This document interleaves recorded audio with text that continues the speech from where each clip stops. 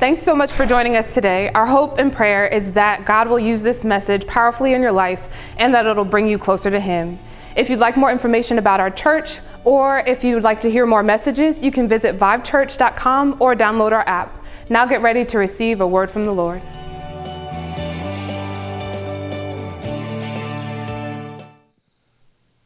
With God, there are no little people and no little places. Francis Schaeffer gave a sermon on Moses many years ago, and it ended up being the title of a book. And all of this during the 70s when the world back then was being turned around and the church didn't get it. Well, now we're many years later in the world of Amazon. We're in the world of bigger and bigger, faster and faster. And if there's a word that's characteristic of our day, it's epic. You want the epic wedding. You want the epic photo. I mean, people falling off to their deaths, trying to get the epic photo, you know. I should try this, right? Just be careful. And it's got to be bigger and better and more amazing than anybody else's. Epic, bigger, and better. And that's the problem with epic. You can never be epic enough. Because epic is only epic until someone else out-epics you. I mean, I was at a wedding in a castle in Spain. And when we go to sit down to eat, at the top of the castle, here comes the bride and groom walking across. I mean, talk about epic. And so then one of our youngest son's cousins decided to go to Jamaica and be married on a beach. That was really epic. So my son goes, he's the youngest. He's like, what do I do now, Dad? Epic is it.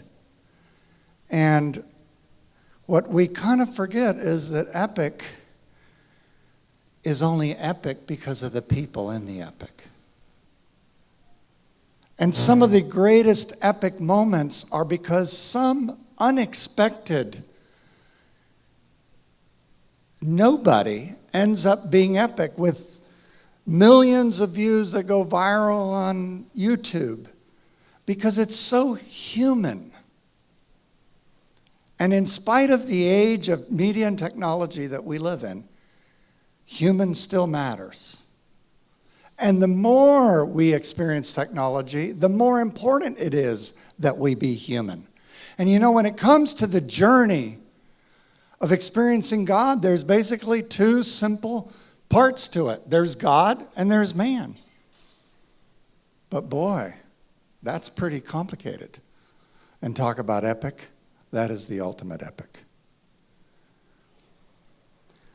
Today we look at the second, you could say, phase in Moses' journey to experiencing God, which helps us to see how we can maybe experience God.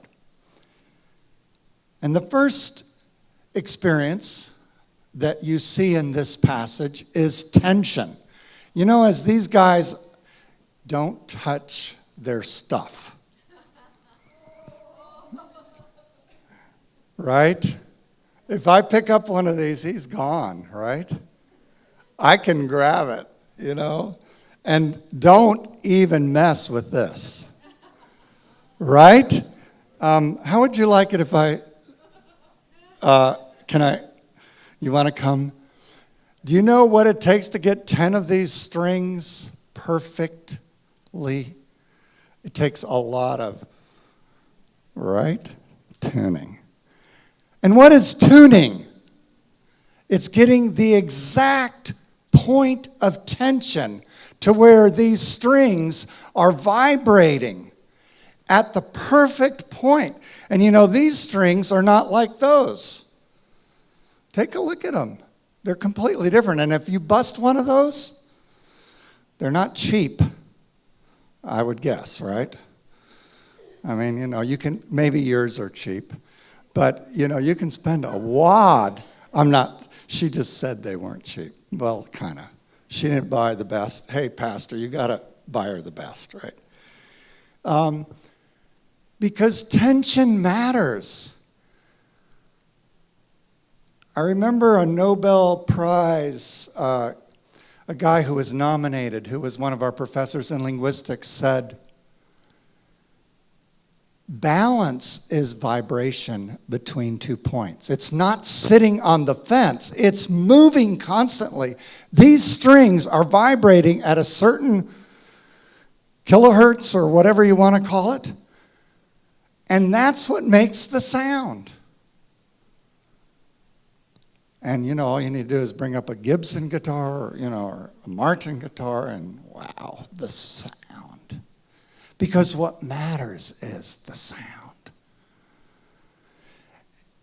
And in our experience with God, tension is part and parcel. It's the essence of having an experience with God. You cannot have an experience with God without tension. And that's what we see in Exodus 2. It's all about tension. We left Moses floating in the water in a little basket that his mom made for him.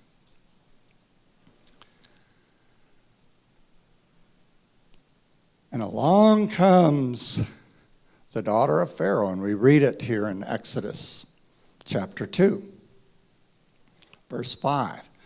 Pharaoh's daughter goes down to the Nile River. Do you know what the Nile River is? Almost all of us do. They say, they do these tests of, kids who ask them where the Nile River is. It's in Russia or, But I think most of us do know it's a pretty important river in the Middle East.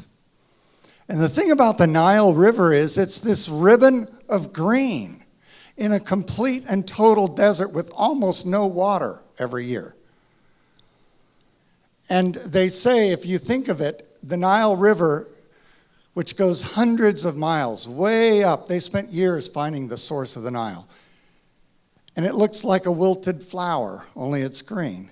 And that part of the flower, the wilted flower, is where the delta is, where for hundreds, thousands of years, the water has just built this great big delta of dirt that gets carried all the way from way up in Africa down to the Mediterranean.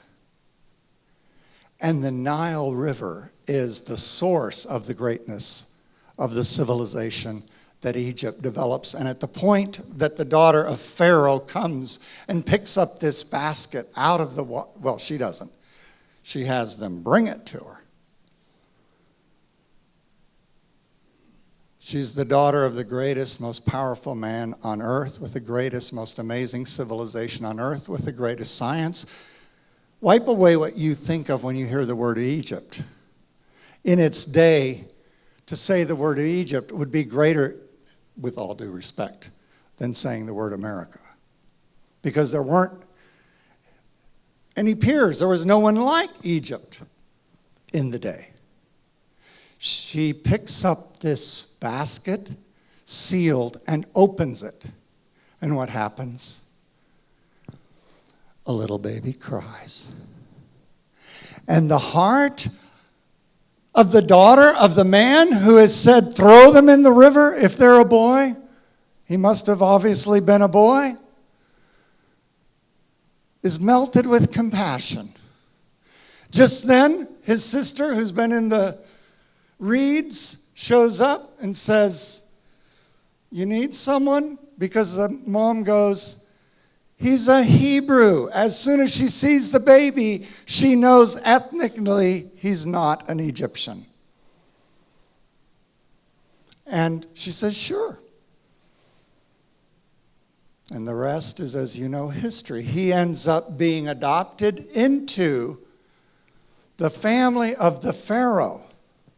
In Acts, when Stephen is talking about this event. Many, many years later, he says, Moses was educated.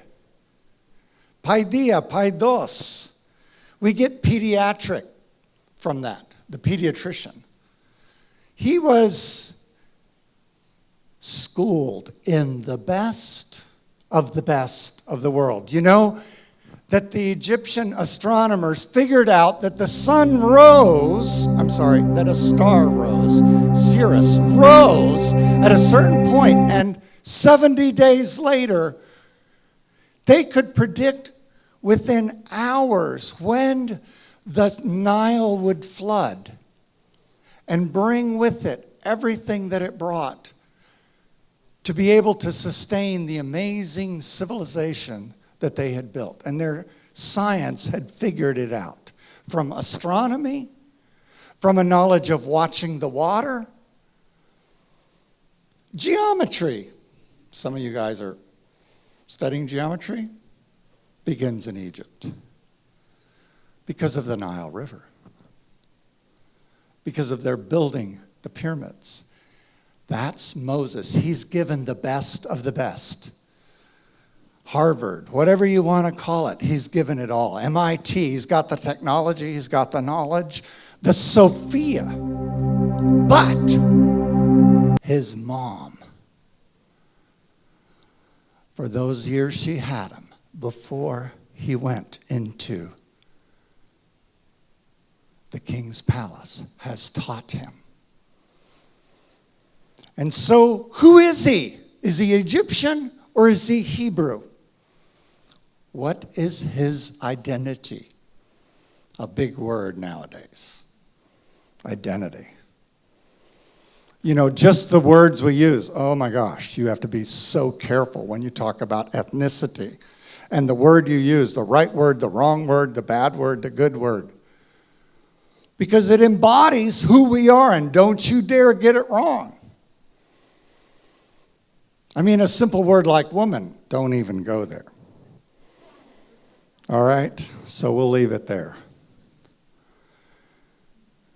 The tension between Egypt and the Hebrew world. He's embedded in Egypt, but he embodies the whole teaching of his mom. The stories of Abraham, the stories of Jacob, the stories of Joseph that his mom told him. They seem like fairy tales when he's in the greatest, most amazing palace in the world. He's embedded, but he has embodied something that his mom and dad taught him. And community has been built. Who does he relate to? The day comes, it says, when he went out and he saw his brothers, and he sees an Egyptian beating a Hebrew. What happened to him? How did he know that that wasn't right? Something rose in him. That sense of justice and right and wrong was born out of what? Not what he was taught in the palace, because the palace was busy doing it. It stayed with him all those years. He was at home very few years. He was in the palace all those years. But what he learned from his mom and his dad and the community of Hebrews sticks with him. And we can discuss whether he did the right thing or the wrong thing. The scripture doesn't tell us. But he looks one way, he looks the other way, he sees no one, and he kills the Egyptian. The ethnic group from which he has been adopted into. And then, when he sees a couple of Hebrew people fighting, he says, guys, don't do that. And they go, who made you prince or judge of us? Are you going to do to us what you did to the Egyptian? Oh my gosh, gotcha. Oh my gosh, I screwed it up. What do I do now? And he knows he's dead meat. And that leads us to the second experience. Loss. Loss. There's not a person here who hasn't experienced loss. Loss is essentially part of being human. Some of us have been through some of us are going through terrible experience of loss. Some of us don't want to talk about it. Some of us do. Some of us weep over it. Some of us shout over it. Some of us are angry about it. Moses flees. But you know the thing about loss? You know that the word in Hebrew for flee sounds just like the word for bless or knee, which is barach. But it's bara without the h. It literally means to pass through. You know, the thing about loss is you have to own it. You can avoid it. You can act like it didn't happen. But in the end, you've got to go through it to get on the other side of it. And in that darkness, and in that terrible place where that loss, whatever it is so great. He lost everything. He's lost his connection to family.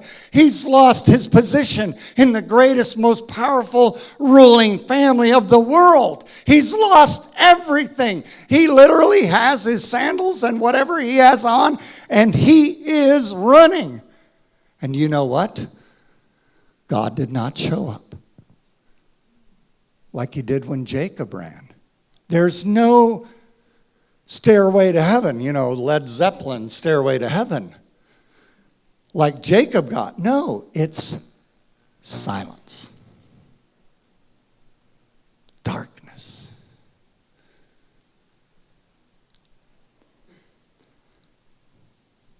Do you feel it, folks? It's wonderful to sing Waymaker, Miracle Worker. But is it not fun to live? Because, dude, when you're in the middle of it, you don't see the way. When you're in the middle of it, you don't have the miracle. The miracle doesn't happen every day. It's a miracle because they're extraordinary events. They're not everyday events. Well, there are, but you don't think of them as everything. Really is a miracle when it comes down to it, but we don't value it that way. The sun that rose today, that's a miracle. But we don't think of it as a miracle in a secular world. So, in that experience of loss, you use your gift. He doesn't even realize it. He sits down by a well. 7 beautiful girls. Whoa, not bad. Handsome man, unattached. And guess what? Some evil guys show up. And he rises to the occasion and drives them away. He doesn't even realize what that little moment when he used his gift, his sense of right and wrong, his sense of justice. And the dad goes, "How come you girls are home so early?" And they go, "It's because some Egyptian guy," he doesn't even have a name now. He's the son, literally, of Pharaoh, and now he has no name. He's a nameless Egyptian. Some Egyptian guy helped us out, and the dad goes, "And why didn't you invite him for dinner?" Oh, dads are pretty dumb sometimes. He didn't ask the mom, obviously. I should have known when my future son-in-law bought a U2 CD back when, before those days. They've been married a lot of years. I should have known.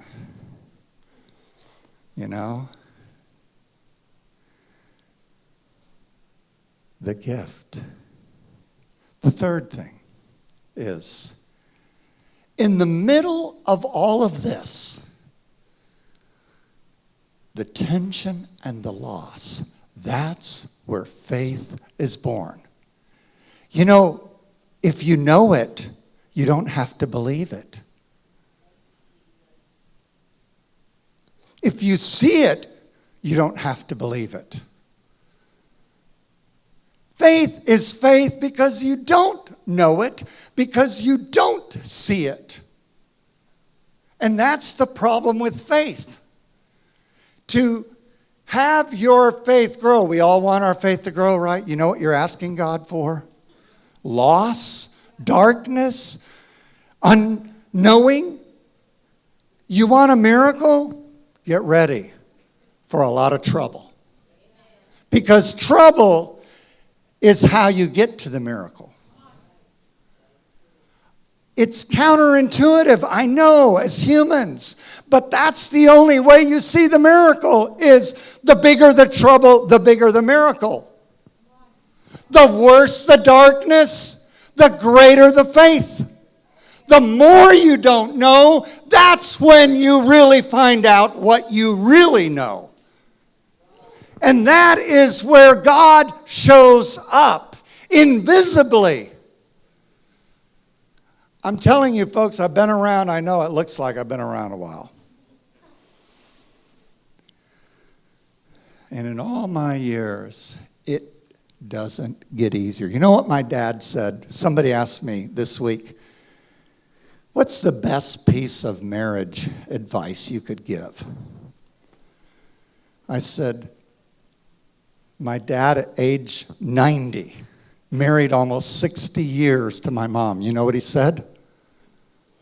Every day I understand her less. And all the women said, amen. And you know why women say amen? Because you know what happens? The way into a woman's heart, I've been married 45 years, so I can talk a little bit about this, is it's kind of like breaking the safe. And you turn it like this, and one ball falls, and you turn left, and you turn right, you turn 3, you turn 8, and finally you open it. And you know what? As soon as you figure it out, they change it. Because if you figure it out, guys, it ain't going to work the next time. You go, da-da-da-da, my password. Da-da-da. And all the women said, so guys, all the guys want a formula. They want the combination, easy. And women don't even know how to give you the combination. And the thing about it is, her combination is not her combination. And her combination today is not her combination next week. Because they want to keep the mystery. They want to be pursued. They don't want you to figure them out. And if they are made, as Genesis 1 says, in the image of God, what kind of a God would make someone like that? For a man who God said it's not good to be alone. And so what does he do? He makes her.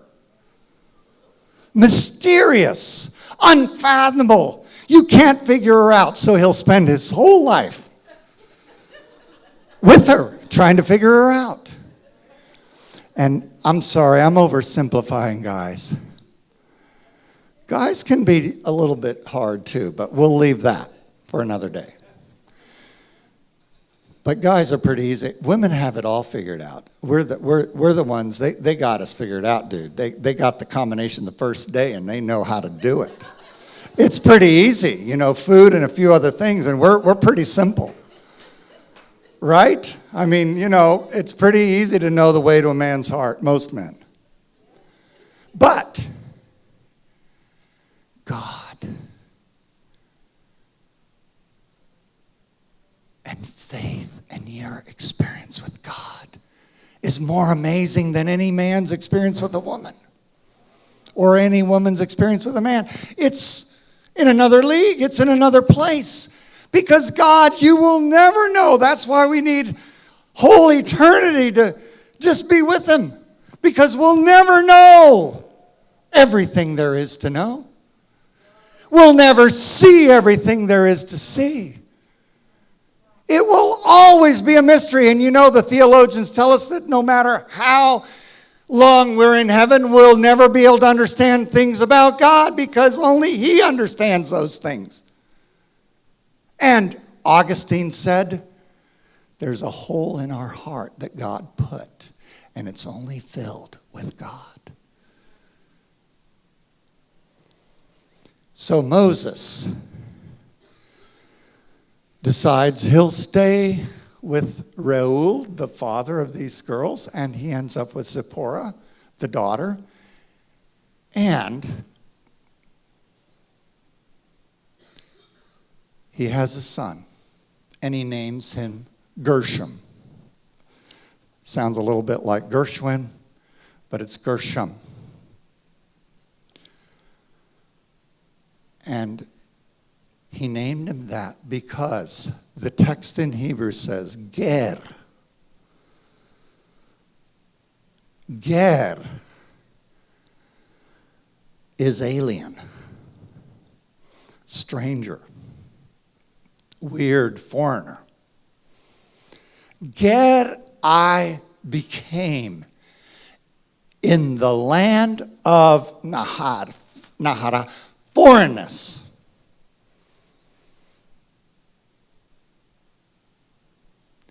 You're like, what? That is one of the great statements of faith in the book of Genesis. It starts in Genesis 12 with Abraham, and it moves through, and all through the Old Testament. Ger, sojourner, verb or noun. It's the outsider, the one who doesn't fit, the one who doesn't have rights, the one who temporarily dwells with us. He's a ger. Do you know where he learned that from? His mom. If you want to understand that word, read the book of Genesis. Look up in your concordance. And then watch how the whole Bible takes this thread all the way through the Bible. I'm not an Egyptian. I'm not a Hebrew. I'm Ger. I'm a foreigner. You know, we have these battles in every country of the world. In Costa Rica, the Nicaraguans. Oh, do Costa Ricans love Nicaraguans. But in Reiner's church, there's a lot of Nicaraguans because they love and accept them. But a lot of Costa Ricans don't want one more Nicaraguan in town. And you know, Paul says it's not about Nicaraguans and it's not about Costa Ricans. It's not about Greeks and it's not about Jews. It's about Jesus. I am a ger. I am an outsider here, folks. And this is the great statement of faith at the end of chapter 2. He's not in the palace, and he's not in his house with his mom and dad. He's in some wilderness, out-of-the-way place, married to the daughter of a priest. Oh, we won't even go there. Oh, my goodness. But he didn't forget who he was. Do you not think his mom taught him every day she could before he went to the palace? Don't ever think in that palace you're a Mitzri, an Egyptian. And you know what? You're not an Ivri. You're a ger.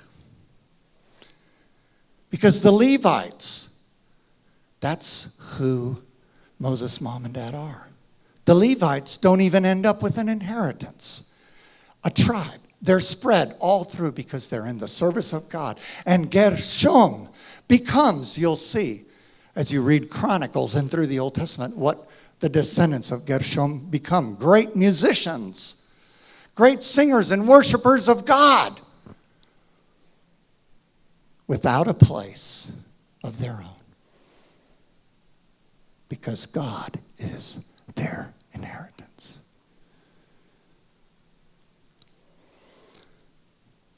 So we end with Hebrews 11:24. By faith,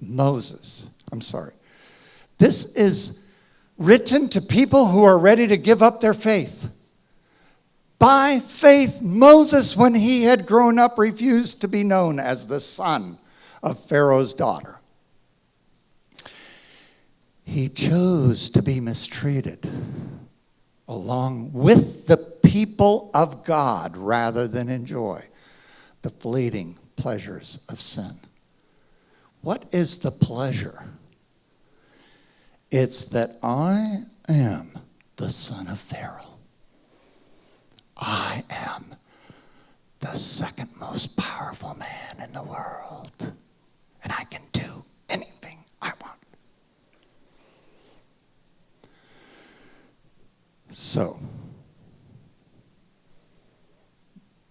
the last thing, and that's what I love about Hebrews 11. It says 5 times it uses the word faith when it's talking here about Moses.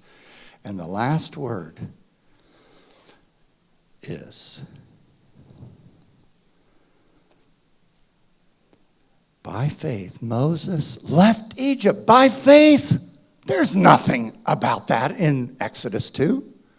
By faith he left Egypt, not fearing the wrath of the king. What do you mean? Anyways, and then it says, because the one who is invisible, as the one who is seen, he persevered. Are you willing to persevere when you don't see the invisible, unseen God? That is one of the great experiences of God. The experience of not having the experience. The experience of not knowing. And the experience of not seeing. And that's faith. Keep it, brother.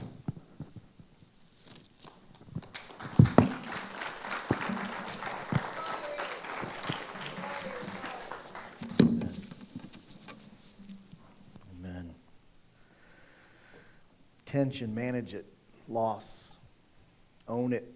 Faith, keep it. Wow. 10 years ago, we started Vive Church. October 10th will be our 10-year birthday. Woo! And when we came to Columbia to start Vive Church, we wanted to have an epic church. That was an epic message, by the way. No, it was good. That was really good. Really good. And, we were doing things a little different. That was kind of like, we just want to do things different. We want to do, and then all of a sudden, other people were doing things different. And we weren't so different. It's real easy in life to just keep trying to jump from, like Peter said, from epic to epic. And there comes a point where you have to realize that God is in that process. And I don't know what it is you're going through. I don't know what you're experiencing in life, but the older I get, the less I do know. But the older I get, the words that Peter shared and the points that he shared and what we see in the life of Moses rings so true. If you can grab a hold of that, don't wait till you're older. Just grab a hold of that and understand that if you want to experience God, you got to manage that tension in your life. Don't avoid it. You can't avoid it. You got to manage it. right in the middle of it. He's right in the middle of your storm. He's right in the middle of the situation that's going on in your life right now. And the loss that you feel, own it. Go through it. Pass through it. And keep the faith. Keep the faith. What a powerful, powerful message, really. Just the insight into the life of Moses is so true for us today.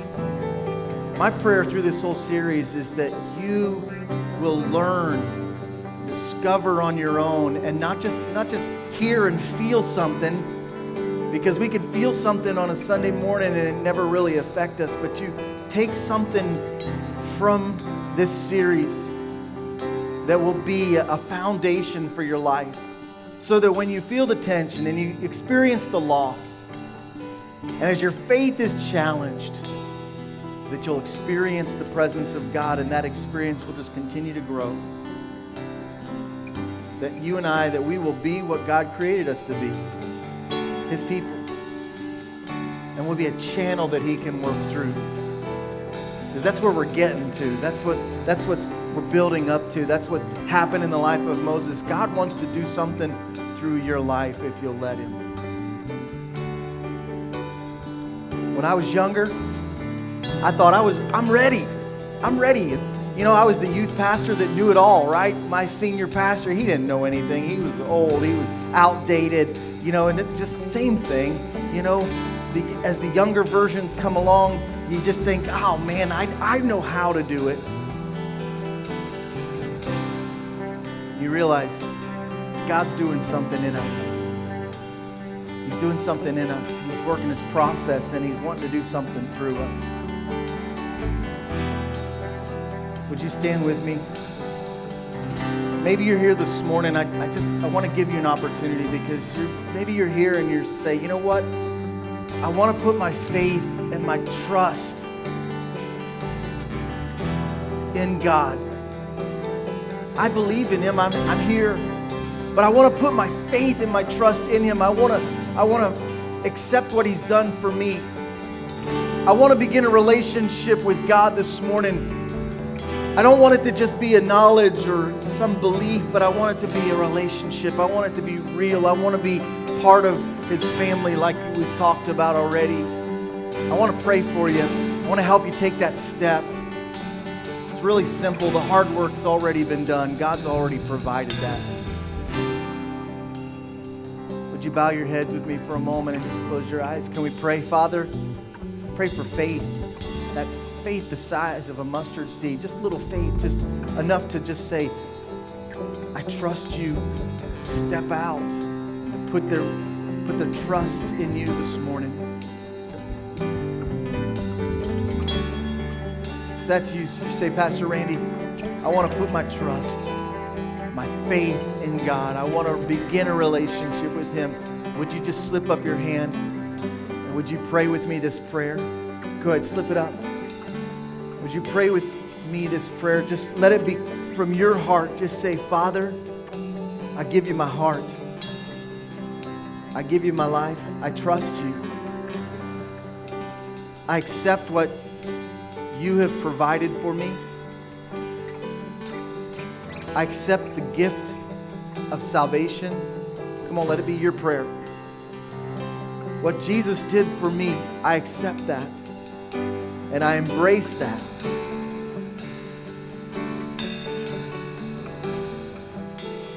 I give you my heart.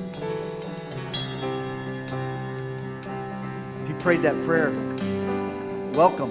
Welcome into the family. Welcome into a relationship with God, into a journey that we are in together. I love what Peter said. We're just sojourners. We're just journeying through this life together. The word church, ecclesia, is called out ones. We've all been called out, and we're journeying together. Father, I thank you. Thank you for your word, your presence.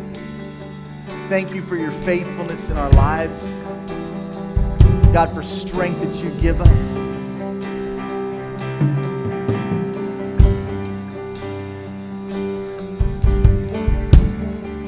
Lord, help us to manage that tension and to push through that loss and to keep the faith.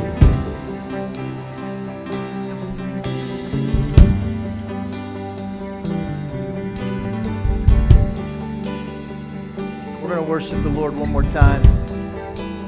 We're gonna sing and we're gonna celebrate Him and just be reminded of who He is. If you'd like to receive prayer this morning, you can just slip out from where you're at and come on over here to my left, your right, by the cross, and we'll be glad to pray with you.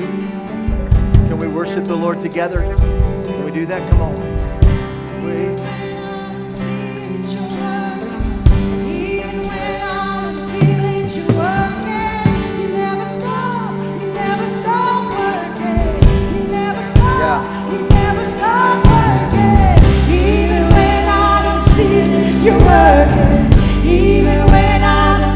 Thanks again for joining us today. We're hoping that this message brought you to life. If you have any prayer requests or if you'd like to connect with our church family, you can email us at info@vivechurch.com, or you can fill out the contact card section in our app. We're looking forward to hearing about all the ways that God is moving in your life. And until next time, go bring somebody to life.